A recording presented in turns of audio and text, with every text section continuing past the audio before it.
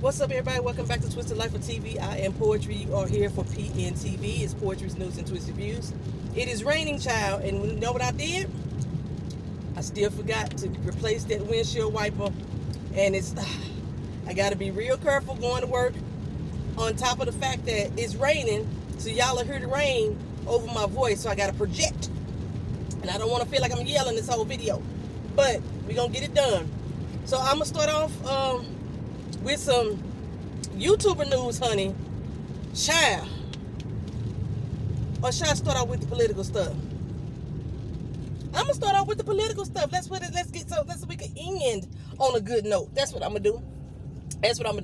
So, as y'all are all aware, the Trump trials are still going on. We know that Donald J. Trump has requested that the U.S. Supreme Court throw out his D.C. trial in regards to the January 6th insurrection case. Jack Smith had asked the courts to come back with a speedy answer or to progress rapidly their findings in this matter so they could move forward. We still have the D.C. District Appellate Court working on the case as well. It is not unprecedented for them to try to overstep the district courts, but the Supreme Court decided we're not doing nothing. We're not going to intervene at this time. We're not speeding up a doggone thing. Let that court do its thing, and then if by chance it needs to come to us, then it will. Okay, because as of right now, I got popcorn popping. As of right now, all proceedings for his January 6th case, we're just going to title it that, are paused. The case was supposed to go to trial on March 4th, and right now, Judge Chutnick, I always mispronounce her name, is suspending all future hearings until this matter has been settled, which means it's very possible that he will go into the primary without this case being tried. In addition to, we all know that the state of Colorado, the district courts had decided that Donald J. Trump did not fit the bill or the language of the U.S. Constitution in regards to insurrection, or whether or not he could be eligible to be placed on the ballot, because that they decided that it was a muddied idea that the president serves as an officer of the United States. Okay, the Colorado Supreme Court said, no, honey. How in the hell can the rest of his cabinet members be considered officers and he's not? Well, he's sworn an oath to the Constitution, which is part of the language, and he was already proven by 2 different courts now to be considered an insurrectionist. So they decided he is not eligible to be on the Colorado ballots. Now, with that decision, of course, we knew that Donald J. Trump was going to appeal it. I do not believe there's been an appeal filed yet. He had so many days to file an appeal on this. Now, I did find out that there were several other states that had the same type of court situation going on, trying to determine whether or not he is eligible to be placed on the ballot. I was wondering when this was going to happen. Now, we all cheered, we rah-ha, Cisco and bombed the fact that Colorado did his damn thing. But then Michigan came back and said, he's eligible. And not necessarily in those words. What the Supreme Court of Michigan did was decide they were not going to even hear the case. By them not hearing the case, that allows Donald J. Trump to still be eligible to be on the ballot in the state of Michigan. We all know that Governor Newsom out of California, which was another state that was filing a petition for him to be removed from the ballot, decided that no, they're not going to remove him off the ballot there as well. I forgot who made that decision, but he made the statement that they're not going to remove him off the ballot as well. Newsom feels that California is so gangster that there is no way in hell that Donald Trump will win in his state, and he would rather take the chances. Now, Newsom is not somebody that most Democrats like, even though he is a Democrat, or he is titled as a Democrat, but he has some conservative ways that I see myself. So, there's that. So right now, we have the state of Colorado removing him from the ballot unless he wins in the U.S. Supreme Court. And we have the state of Michigan saying they're not going to even hear the case. I had to figure out where I was at. The state of Michigan said they're not going to even hear the case. And California has rejected to remove him as well. So, in addition to that, let me break down so in case y'all wondering about y'all state. Arizona and Minnesota, their courts have also dismissed the case. They say they are not going to hear it, which means that allows Donald J. Trump to stay on the ballot as well. The state of Minnesota specifically stated that their laws do not permit any party from putting a member or a candidate on the ballot, regardless if they're eligible or not. Which is weird because all of this is against the Constitution. But I could have sworn they had to be eligible. You had to be like age requirements. You had to be a U.S. citizen. Things like that nature. The state of Minnesota said they don't care if you're eligible or not. So I think I'm going to go put my name on the Minnesota ballot. Is it too late for me to join up and sign up for president on that ballot to see what's going to happen? I might get some votes. Because they don't care if you're eligible or not. So, we had Arizona, California, Michigan, Maine. Maine, from what I saw, hadn't ruled yet. But then I also saw that Castro, the person who's like filing these charges, had dismissed his claim in the state of Maine. But last I looked, it looked like Maine was still going to decide whether or not he could be eligible to be on it or not. Minnesota, like I said, they don't care who is on the primary ballot, whether you're eligible or not. So they have rejected the claim.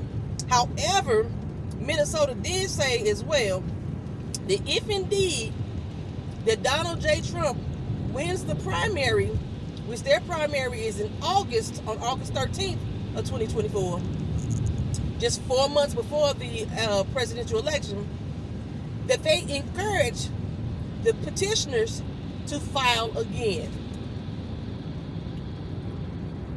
So they don't care if he's eligible or not. They're going to put him on the primary.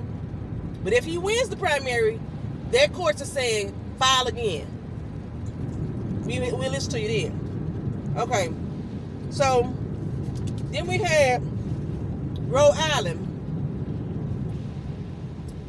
Rhode Island said at the time that Castro filed his petition, they could not prove, Castro failed to prove whether or not Donald J. Trump was an actual contender for president.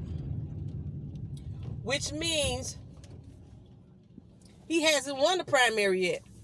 So it's almost the same thing as Minnesota.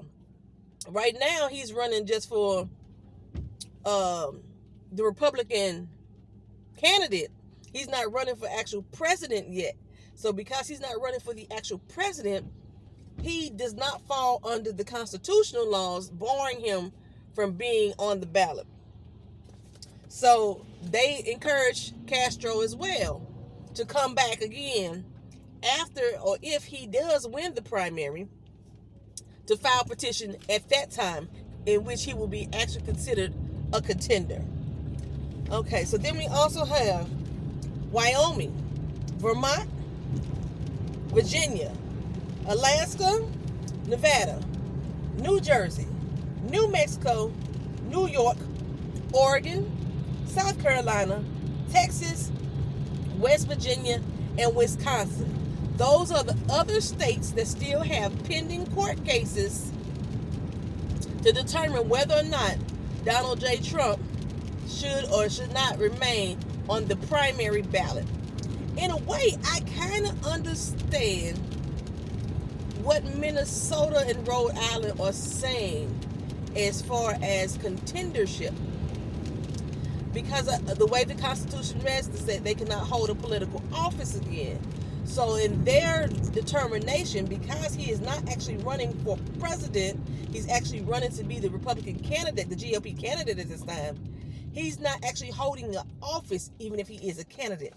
If in fact that he becomes eligible to become a candidate for president, that's when they will apply the constitutional laws against holding office. So I get it. However, there are stages to become president.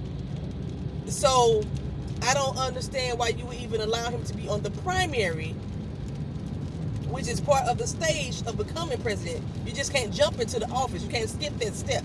Why even allow him to go through the stages if he's ineligible? That's my thing. Okay. So that's what we got going on there. We're going to move over to YouTube now, child.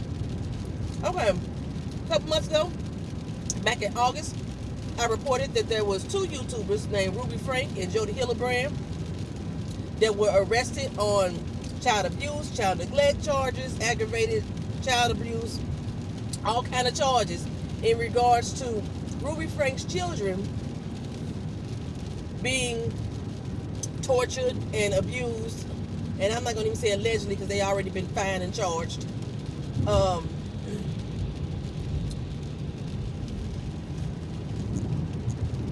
By herself and Jody Hillebrand. The way that this case came about, her son had escaped from Jody Hillebrand's house.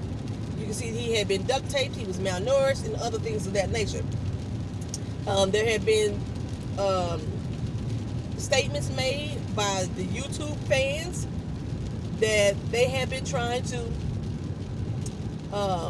get charges pressed or get YouTube to have their channel removed, things of that nature. There have been family members that came out, said they have been trying to report it and get things to happen with them as well, and nothing that happened before. But now, okay, so back in August, they both were arrested, okay?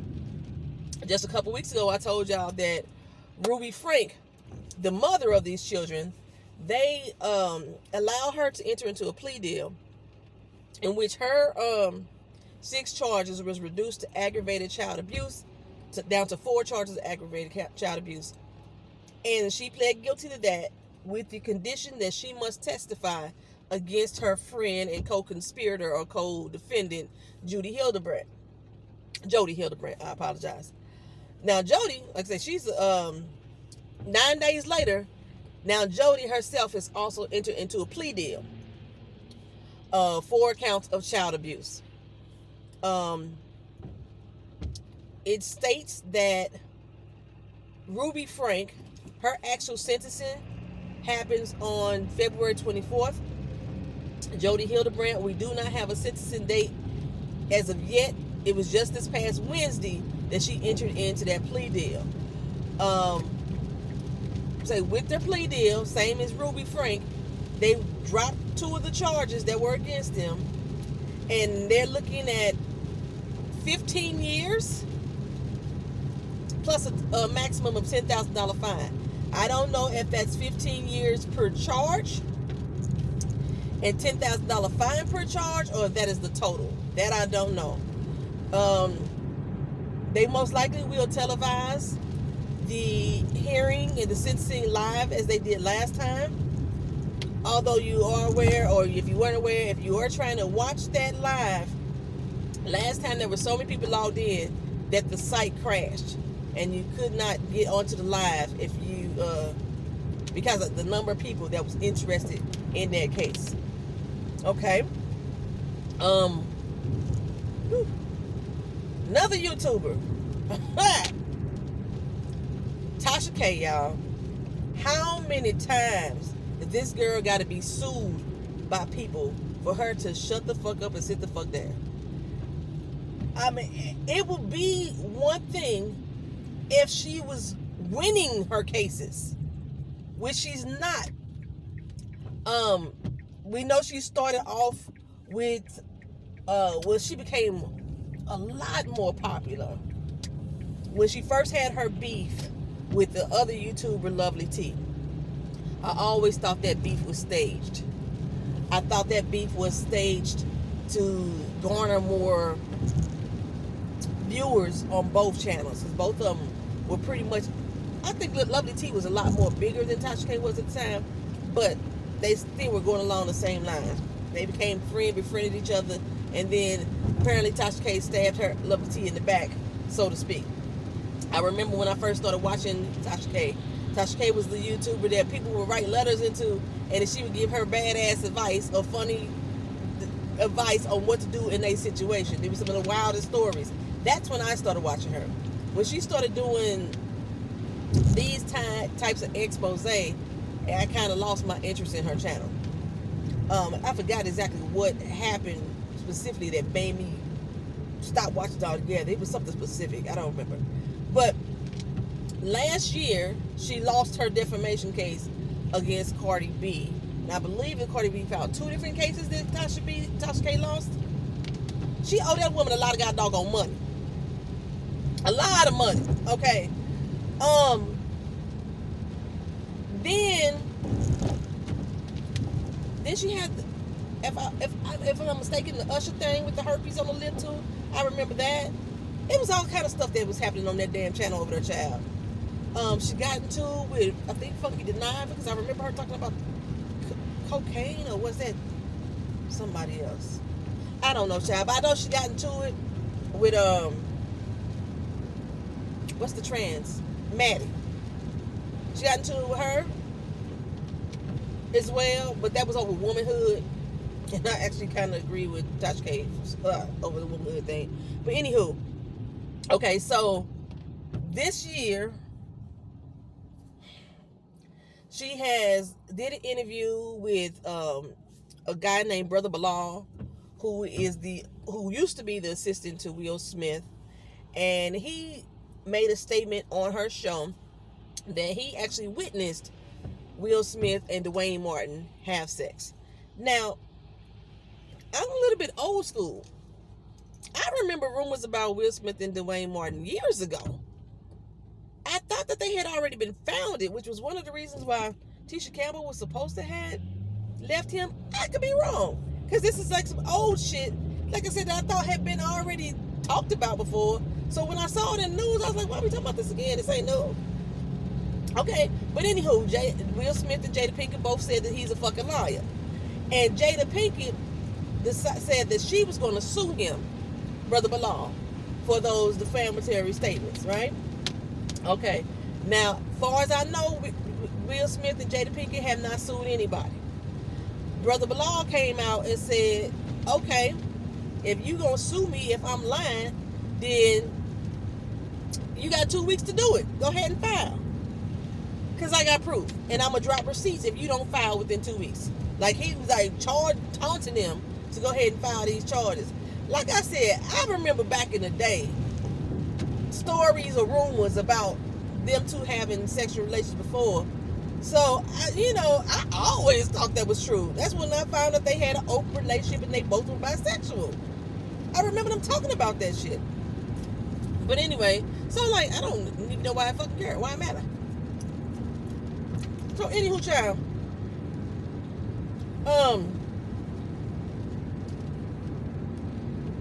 Now, Tasha K has moved on to Kevin Hart. So, she did an interview with Kevin Hart's former assistant, Maisha Shakes. I believe that's how you pronounce her first name. It might be Misha Shakes, who was Kevin Hart's assistant from 2017 to 2020. She did an interview in which she claimed that Kevin Hart had a gambling problem, that Kevin Hart had cheated on his wife, Nico Hart, at his office. That she also spilled information about some legal disputes that he had been going through on the show. And Kevin Hart's team states that he had been contacted by Tasha K's team in regards to this interview coming out, and they had told them they would not release the interview if Kevin Hart paid them, Tasha K's team, Tasha K and her team, $250,000. So that's where the extortion claim comes in. Kevin Hart is now suing Tasha K for defamatory statements and extortion. Child, when she gonna learn? When she gonna learn? Now, the whole cheating thing, like I say, I don't remember when Kevin Hart's story came out that he was cheating on the Nico before. If that was during the time frame, then Maisha or Misha actually was working for him, or is this a new claim that she's saying that he cheated on her at the office or what have you? I guess she was witness to it or what have you.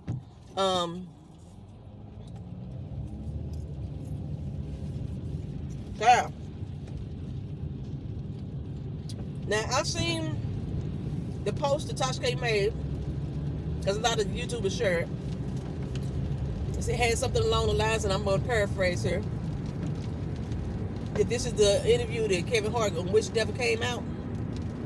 This was after they refused to pay the $250,000. That interview podcast advertisement showed up, and that was the caption that read underneath it. I also seen one that said something about, we didn't say, only thing we said that he was cheating, because there was other rumors out there that he had another baby outside of his marriage as well. And Tasha K on her social media post, whoever's posting it, said that the only thing we spoke about was that it was cheating. So we gonna see what's gonna happen with that, because Kevin Hart said he ain't doing the Will and the Jada. He don't say threats, he actually do it, and he's filing suit against her ass. Now, I told y'all about the shit with R. Kelly. You know, we remember that's how she kind of really blew up when she took on R. Kelly. Or did I mention that? I meant to mention that she took on R. Kelly in a similar situation and exposed his teeth, and I believe was sued as well. I don't remember how the case ended. Y'all let me know in the comment section if y'all remember. We know since that R. Kelly has went to jail, and he is now suing the Bureau of Prisons, as he claims that the Bureau of Prisons have been leaking information to Tasha K. So now he's suing them. There was private phone calls that was made between him and his girlfriend since he's been in jail that have been given or sold, is the words that he used, to Tasha K. Tasha K has played those recordings on her show. So somewhere along the line, somebody leaked something or somebody sold something. Some employee has been selling information to Tasha K. But since we don't know which employee did it, R. Kelly is going to sue the whole Bureau of Prisons because his privacy has been violated. And those phone calls are not supposed to be public record. So even though he's incarcerated, he still has some rights. Okay, what else I got? Another YouTuber by the name of James Hinkle. His channel is Echo Diver. He has helped Missouri solve a 10-year-old cold case. There was a man named Donnie Irwin who went missing in the year of 2013 near Camdenton, Missouri. And James Hinkle and his dive team discovered this man's car in a lake of the Ozarks just the other day, December 16th. And they believe that the body inside the car is indeed Donnie Irwin. You know, they ran the plates and everything. It's Donnie Irwin's car. This is not the first time that James Hinkle and his team has found missing persons or missing bodies in the lake. I believe that is what their actual job is, to recover items from that lake, missing persons or what have you. The crazy thing is, though, I think this man is my family member. He's a white man, but I think he's my family member. I'm from Missouri, as y'all know, and his last name is Hinkle, right? That is my great-grandfather's last name. And as I'm researching my ancestry DNA and everything, I'm learning all the Hinkles so far born right there in Missouri. I haven't connected to any of the white ancestors yet. I'm still on the black folks, but I know they're there. So I don't know if this James Hinkle, because all the Hinkles in Missouri, they are related, baby. They are related. So I don't know if this James Hinkle is my actual blood family member, or if he is the descendant of the people who held my family as slaves. I'm gonna find out, y'all. I'm gonna reach out to Mr. James Hinkle, go to his channel, Echo Diver, and I'm gonna reach out to him and see if, are we actually related. I want to know. It's things like that I want to know. Okay, last but not least, because I'm almost at work, another YouTuber, our cousin, our little sister, Keisha Charmaine. Her channel is Keisha Charmaine. She is a natural hair guru. She has her own hair care line for locks and natural hair. She's a model, a business owner. Hold on. A model, a business owner, an all-around good person, in my opinion. And if I ever had to meet a person here on YouTube that I haven't met before, I am looking forward to the one day that I actually meet Keisha Charmaine.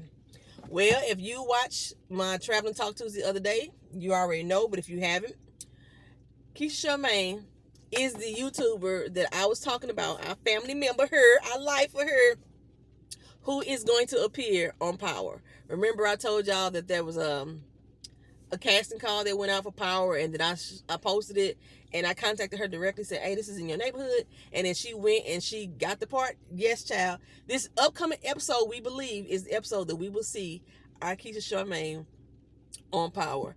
And she said that this has actually opened up a little doors for her, that she was able to also appear in a couple scenes on Power's other show, Ghost. Okay, so she's going to be on Raising Kanan, the one that I'm reviewing, in the next episode. But she's also appeared on Ghost. Y'all know I don't review Ghost. That's the one with Tariq. And she's also appeared on there a couple times. Now it's going to make me watch it just so I could go see Keisha Charmaine. So if y'all see Keisha Charmaine down in the comment sections, make sure y'all shout her up, give her some big love and everything. And watch the episode, even if y'all don't watch shit else, just to see her. I don't care if she on the show for 3 seconds. We gonna support our girl for them damn 3 seconds. I'm telling you. Or go to her channel, subscribe to her channel, and support everything she does over there. Like I said, she's not only a beautiful person, but a beautiful spirit. Yes. Okay. So that's how we ending this on a happy note. Big ups to Keisha Charmaine. I'm so excited for you, girl. You on to bigger and better things. And yeah, y'all have a good day. Thank y'all for watching. This has been PNTV, Poetry News and Twisted Views.